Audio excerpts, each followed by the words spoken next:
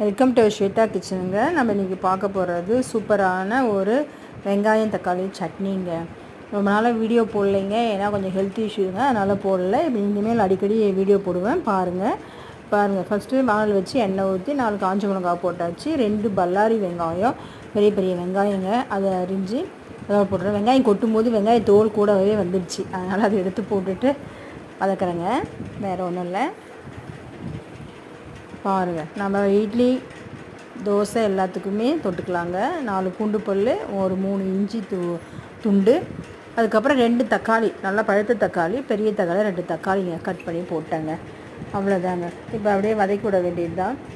வதக்கி விடுறதுக்கு நான் இப்போ என்ன பண்ண போகிறேன்னா, நம்ம வீட்டில் தோட்டத்தில் சின்னதாக அந்த புதினா எல்லாம் நட்டு வச்சுருக்காங்க. இப்போ ஒரு 4 புதினா அதில் போட்டோன்னு வச்சுக்கோங்களேன், நல்லா அயன் சத்து கிடைக்கும் நமக்கு.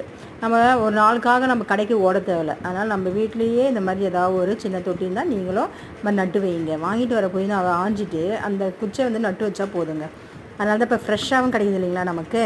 போய் ஒரு புடியை அதில் பறிச்சுட்டு வந்துட்டு இப்போ வெங்காயம் தக்காளி கூட போட்டு அதை வதக்க போகிறேன். வெங்காயம் தக்காளி வதங்குறதுக்கு கொஞ்சம் தூள் உப்பு போட்டு வதக்குறேன்.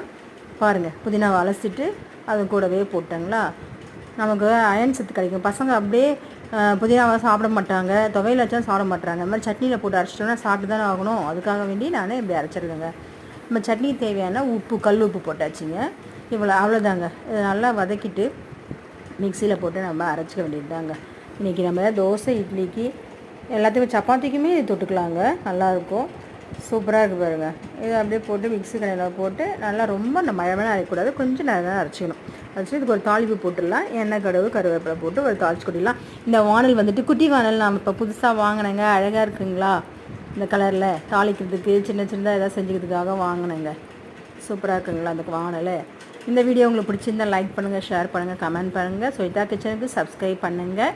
நீங்களும் இதே மாதிரி இந்த சட்னி செஞ்சு சாப்பிடுங்க. சும்மா டேஸ்ட்டாக இருக்குங்க.